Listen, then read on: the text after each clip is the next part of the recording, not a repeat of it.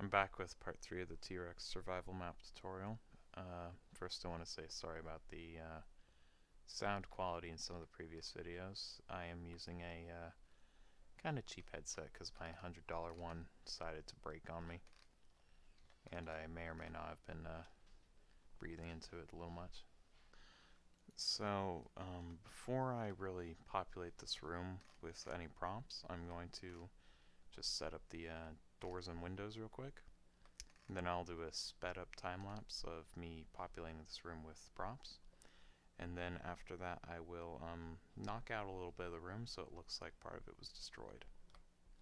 So first, with really thinking about this, I've decided that the entry door will be right about here, while the exit door will be about here.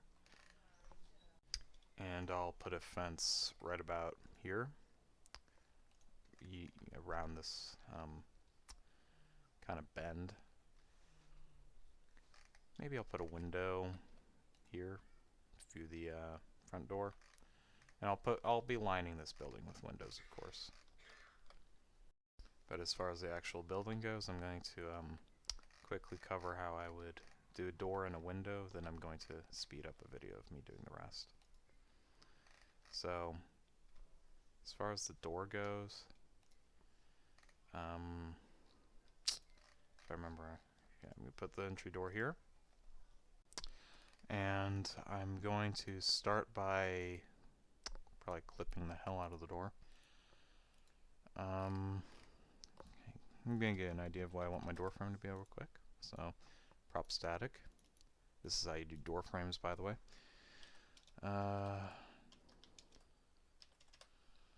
Usually typing door frame will get you something. In this case, it didn't, so I'm going to try door underscore frame. Nothing, so I'm just going to do frame. And I'm going to search until I find a suitable door frame for this. I might use the checkpoint door frame, simply because I feel like that would fit with the ranger station, but I'm going to keep searching in case I find something else. I think this works pretty well. I'm going to go with this one, the metal door 112 by 16. Basically, if I remember what that means, it's going to be about 112 units tall for the door and 16 units wide for the frame. And I shouldn't be wrong in saying that. As far as positioning goes, I'm going to put my door right around here.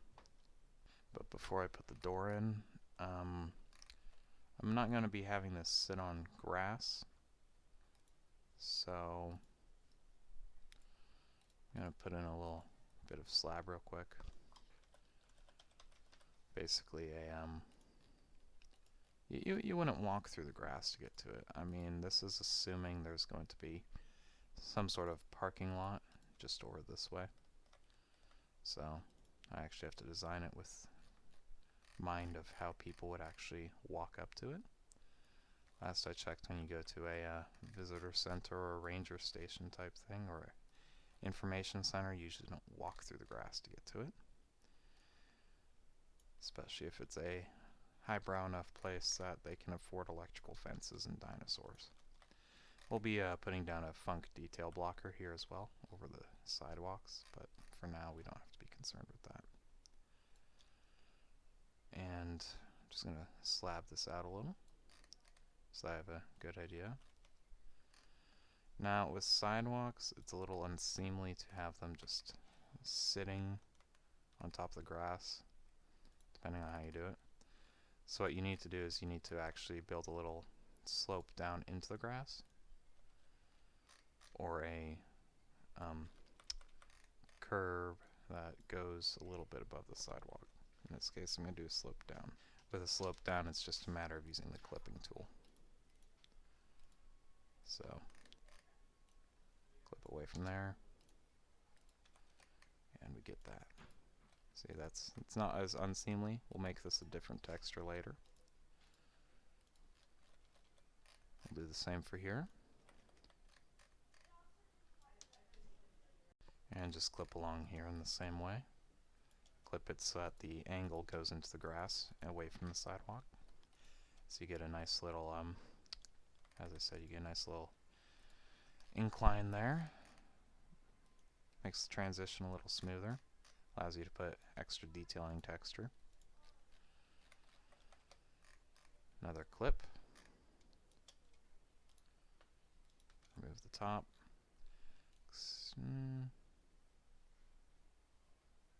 Leave it extend it out there. Another clip. Bring it out here.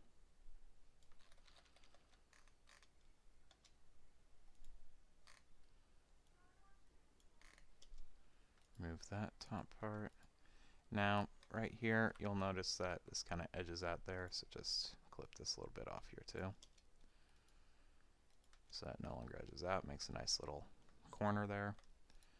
Give this a different texture. Don't need to hide the mask. That was an accidental click earlier. So give this a different texture to make it easier to differentiate. Maybe a dirtier texture than the one I just applied, since it's in contact with the grass. This may work. Let's see if we can find a more suitable one though. Yeah, that works. This works a little better.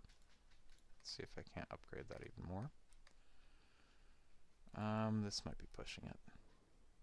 Yeah, that's pushing it. It's decent. Has a little bit of a green tint feeling to it.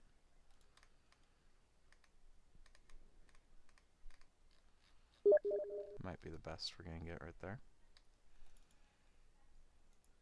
Nope.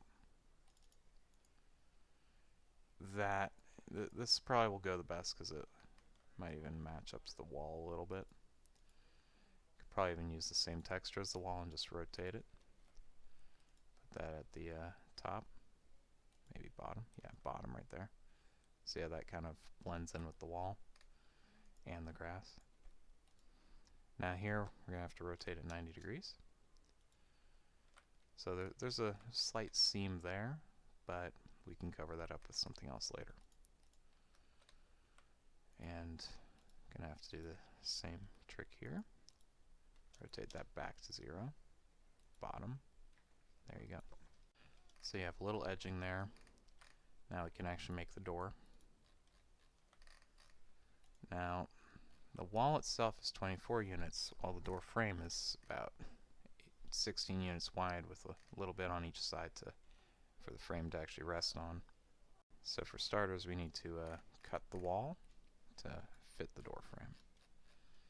You want to make sure to keep all segments of the wall you cut, or else you'll be replacing more wall than you'll be cutting in total. Snap is already off. If snap is not off, then turn it off for this because you are doing some more specialized cuts.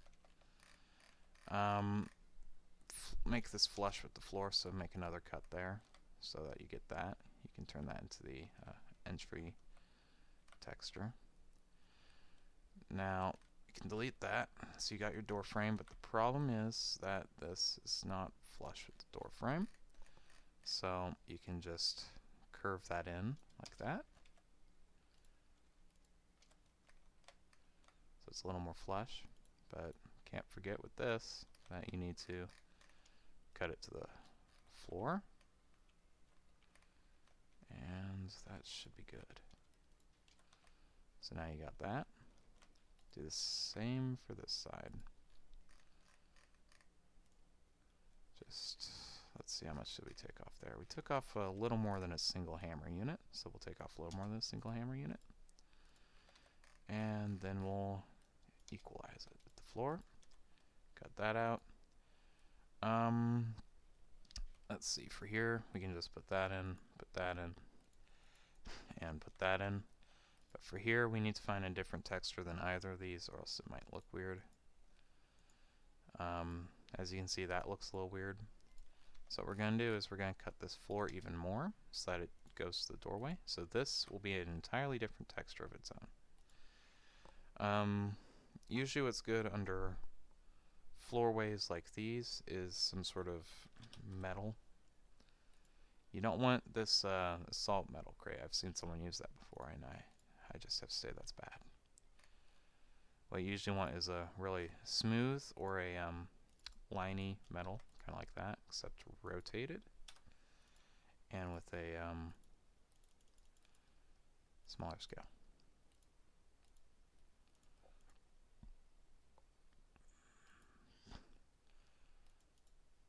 About like that. So that kind of looks a little bit more like what a door would go on. And now that that's done, you can put in the door itself. So go into prop underscore door rotating. So this spawns this little funky looking cube. At some angles it looks different from a prop static. At most it'll look exactly like one. For this you absolutely need a door. And the trick is finding a door that will fit into there. I think in this case we'll use a door underscore rotate underscore 112. If I remember correctly, this door model is not breakable. So that's the only issue that might come with it. So we're going to have to manually assign a door health to this and see if that works. If not, we can replace the door. How you would test the door health is by shooting it or just spawning a zombie behind it. You don't even need a nav to do it, because if you stand on the other side, a zombie will still whack at it. As well as you can just parent a breakable to it and have it so that when the breakable breaks, this door is destroyed. So we'll start off by just giving a health of 20. The damage that an infected will do to something like a door is very different from the damage it'll do to, say, a survivor. So if you have like a breakable object with a health of 500, it's going to take an infected a long time to break it. Good example of this is if you just go to dead center, load up one of the mall maps, you know those glass slidings along the edges of pretty much any drop, the breakable glass. You can shoot that. You'll break it in like 3 bullets. If you go up to as a infected per se and start scratching it, it will take about 20 scratches. So that gives you about an idea. So a health of 20 for this is probably fine. Might look weird if a survivor starts shooting it. You could probably set a damage filter. Just looking for a damage filter real quick. I haven't used this door model forever.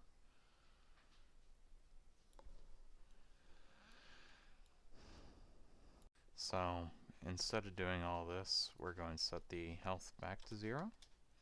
And we're going to change the door model because it probably wouldn't, because realistically any sort of facility like this probably wouldn't have a door like that.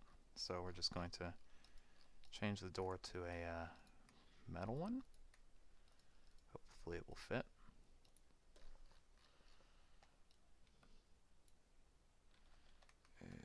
No, it did not fit. There's one that will fit. I just have to find it. I think it's a white door.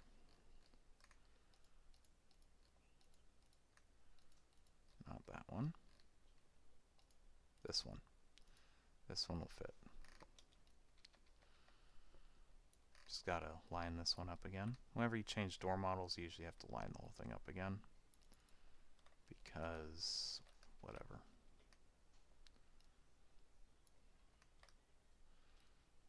That's about as good as it's going to get. Now we can change the color of this. Go down to color and let's make it a little greener. See how that looks. Yeah, there we go. That looks pretty nice in my opinion. Although now it looks a little more like a maintenance shed, so let's try a different color.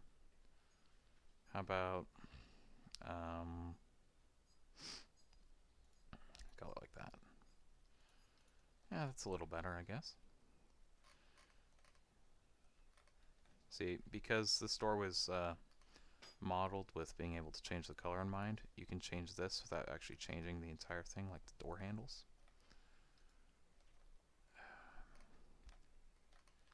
Now remember, we still have those detail blockers on the inside. We're going to add more on the sidewalk later. But next I'm going to make a window, and then I will speed everything up as I make the rest. So got to keep where these pillars are in mind when you make windows. So you want about 5 units of decent wall space from the nearest object when you make a window, or else things could get weird with the nav when you make it later on. Let's go for some wide windows, because why not? Want to show off to the world my awesome windows. They will fear them. Now, window height of 83, that's perfect for nav, because pretty much everything will be able to run through it without an issue. You can just delete that.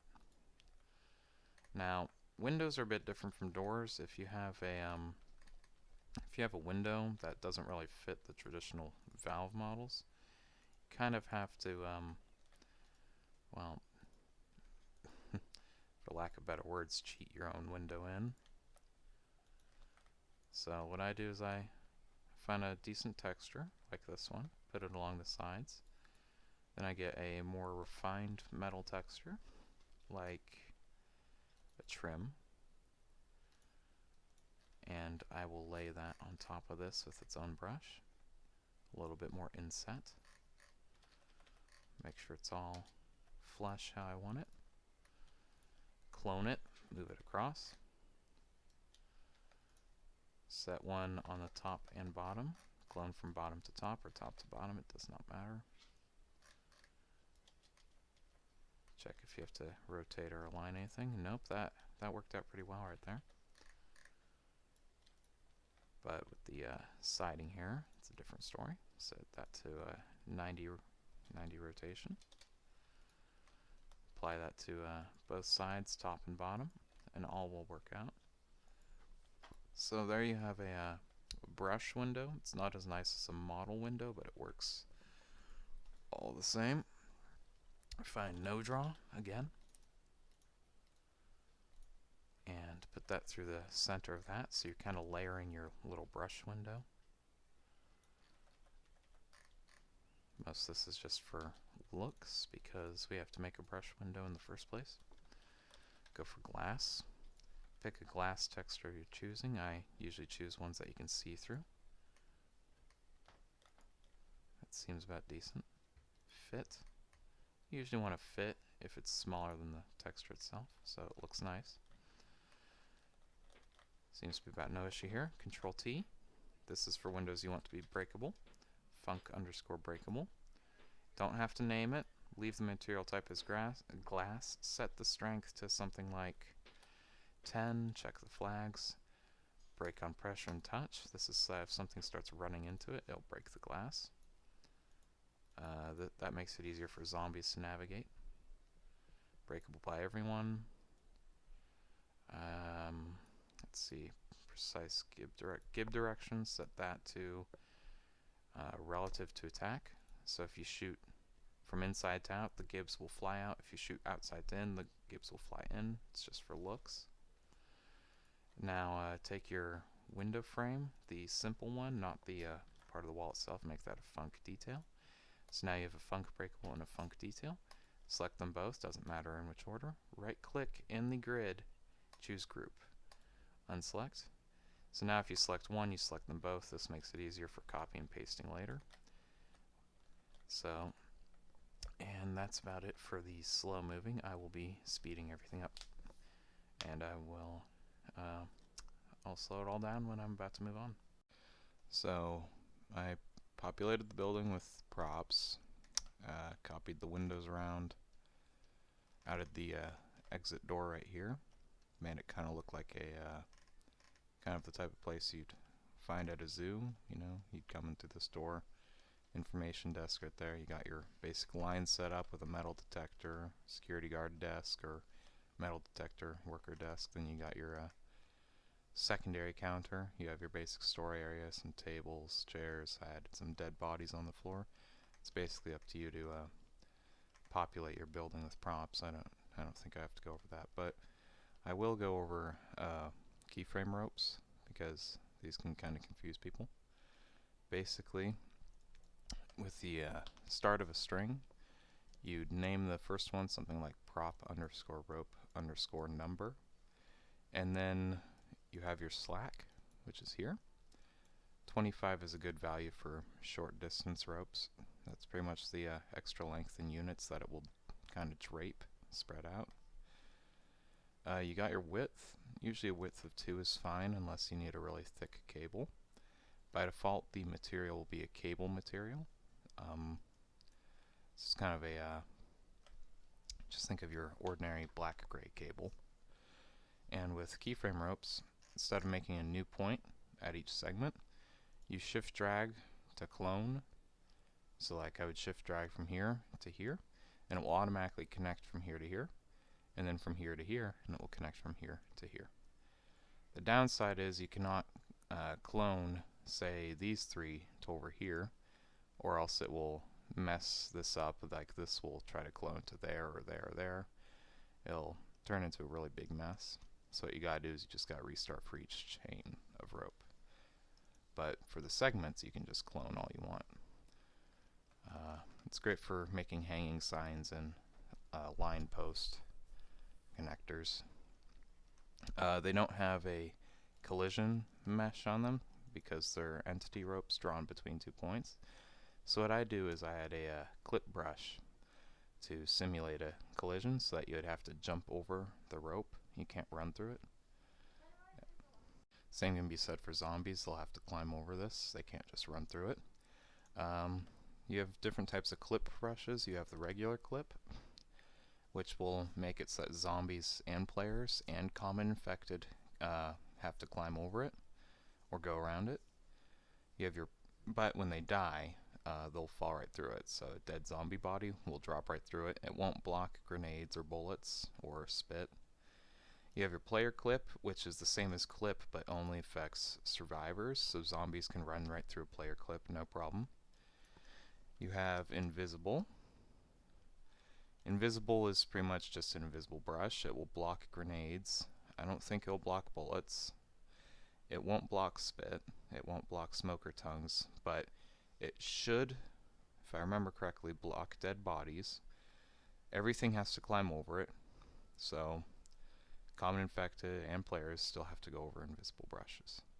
Those are pretty much the 3 clips you need to know about when making a map. There are others, but you don't need to really worry about them as much. That's about it for this part. I'll be continuing a bit later.